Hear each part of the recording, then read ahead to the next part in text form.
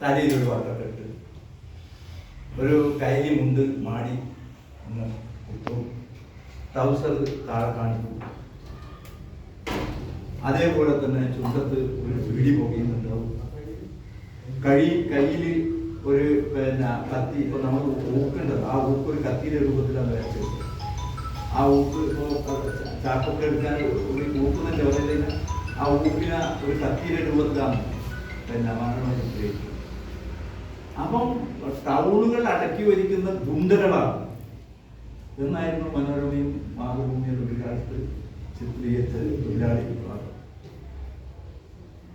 പതുക്കെ ആണെങ്കിൽ പോലും ആ തൊഴിലാളി വിഭാഗത്തെ അവകാശബോധമുള്ളവരും സാമൂഹ്യ ബോധമുള്ളവരുമാക്കി മാറ്റി തീർക്കുന്നതിന് വേണ്ടിയിട്ടുള്ള നിതാന്തമായിട്ടുള്ള പരിശ്രമം നടത്തിയിട്ടുള്ള പ്രസ്ഥാനമാണ് നമ്മുടെ പ്രസ്ഥാനം.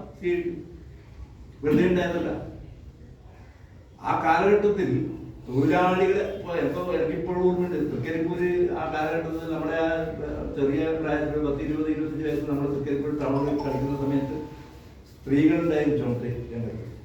സ്ത്രീകൾ അപ്പോ അവർക്കൊന്നും സംഘടനയൊന്നുമില്ല. അവർ സംഘടനയിൽ അവര് STUക്കാരായിരുന്നു കൂടുതലും അവിടെ ഉണ്ടായിരുന്നത്. ആ സമയത്ത് അവർക്ക് തോന്നിയ പോലെയാണ്. ആ തോന്നിയ പോലെ നിൽക്കുന്ന സ്ത്രീകൾ അനുഭവമുണ്ട്. അവർക്ക് ഇഷ്ടമുള്ള അവര് കച്ചവട സ്ഥാപനങ്ങളുമായിട്ട് തർക്കിക്കുന്നതും കാര്യങ്ങളൊക്കെ നമ്മൾ വരും. കാരണം സംഘടനാപരമായിട്ടല്ല ആ കാര്യങ്ങളും. റൈറ്റർ കച്ചവട പണിയിൽ വന്നിട്ട് അവിടുന്ന് വലിയ രീതിയിൽ ഇപ്പൊ കച്ചവട പണിയില്ല, റൈറ്റർ പണിയില്ല. ഇപ്പോൾ വലിയ രീതിയിൽ തർക്കിക്കുന്നതൊക്കെ നമ്മൾ കണ്ടു. നമ്മൾ 10 ദിവസം അതിൻ്റെ അപ്പുറമാണ്. അന്ന് സംഘടന നമ്മുടെ ഈ C2 മേഖലയിലേക്ക് ഇതുപോലുള്ള സംഘടന ഉണ്ടായിരുന്നില്ല. ഇതൊക്കെ തന്നെ വളരെ അപൂർവമായി. അപ്പോൾ അവിടുന്നാണ് പടിപടിയായിട്ട് നമ്മുടെ ഈ സംസ്ഥാന വ്യാപകമായിട്ട് C2 ഈ മേഖലയിൽ പണിയെടുക്കുന്ന തൊഴിലാളികളെ ഒരു അവകാശബോധമുള്ളവരാക്കി മാറ്റി തീർക്കുന്നതിനും ഇത്തരത്തിലുള്ള ടൗൺ ഏരിയകളിലേക്കുള്ള തൊഴിലാളികളെ യഥാർത്ഥത്തിൽ അവർ തൊഴിലാളികളാണെന്നും അവര് എല്ലാ ആനുകൂല്യങ്ങൾക്കും അർഹരാണ് എന്നുള്ള രീതിയിലേക്ക് പടിപടിയായിട്ടാണ് ഈ തൊഴിൽ മേഖലയെ വളർത്തിയെടുത്തത്. അതിന്റെ ഭാഗമായിട്ട് എന്താ, കേരളത്തിൽ അങ്ങോളം ഇങ്ങോളം ഇന്ന് ഏറ്റവും കൂടുതൽ ആദരിക്കപ്പെടുന്നവരായിട്ട് ചുമട്ടുതൊഴിലാളികൾ മാറി. ഇന്ന് ആരെങ്കിലും അങ്ങനെ ചിത്രീകരിക്കും? ഗുണ്ടയായിട്ടും ചിത്രീകരിക്കില്ല. കാരണം എന്താ, ആ ഒരു ഇത് മനോഭാവം മാറി. തൊഴിലാളികൾ എന്നുള്ള നിലയിൽ ഏറ്റവും കരുത്തുറ്റ തൊഴിലാളികളുടെ പ്രസ്ഥാനത്തിന്റെ സിമ്പൽ, അതായത് നമ്മുടെ ഈ ചുവന്ന കൊടിയുടെ സിമ്പലാണ് നമ്മുടെ കയ്യിലുള്ള ചുവന്ന ടൗല് എന്ന് പറയുന്നത്. അപ്പൊ ആ ഒരു സിമ്പൽ നമ്മുടെ കയ്യിലുള്ളിടത്തോളം കാലം നമ്മൾ എന്തായി, നമ്മുടെ ആ സമൂഹത്തിന്റെ ഈ പൊരുതുന്ന പ്രസ്ഥാനത്തിന്റെ ഒരു ഭാഗമായിട്ട് മാറുക.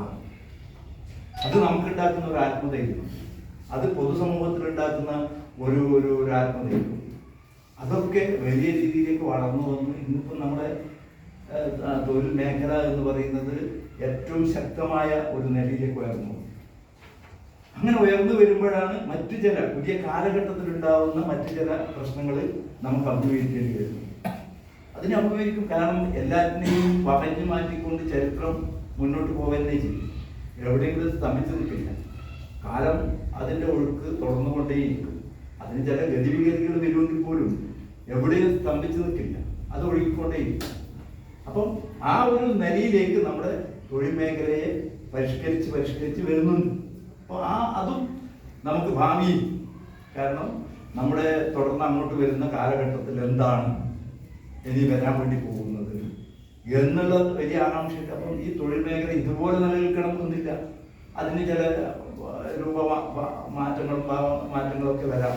തൊഴിൽ നഷ്ടപ്പെടാതെ എങ്ങനെ ഇത്രയും തൊഴിലാളികളെ അക്കോമഡേറ്റ് ചെയ്തിട്ട് പോകാൻ വേണ്ടി കഴിയും, എന്തായിരിക്കും അവരുടെ റോൾ, അതൊക്കെ പിന്നീട് വരാൻ വേണ്ടി പോകുന്ന കാലത്തിനനുസരിച്ച്. പക്ഷെ ഇത് തുടർന്നുകൊണ്ടേയിരിക്കും. അപ്പൊ നമ്മുടെ തൊഴിൽ മേഖലയിൽ ഉണ്ടാവുന്ന പ്രതിസന്ധികളും പ്രശ്നങ്ങളും ആ പ്രതിസന്ധികളും പ്രശ്നങ്ങൾ കാലാനുസൃതമായിട്ട് മാറിക്കൊണ്ടിരിക്കുന്ന രീതിയിലേക്ക് വരികയും അതിനെ അതിജീവിച്ച് മുന്നോട്ട് പോകാൻ കഴിയുന്ന വിധത്തിലേക്ക് നമുക്ക് വരും എന്നുള്ള കാര്യത്തിൽ അത് തർക്കമില്ല.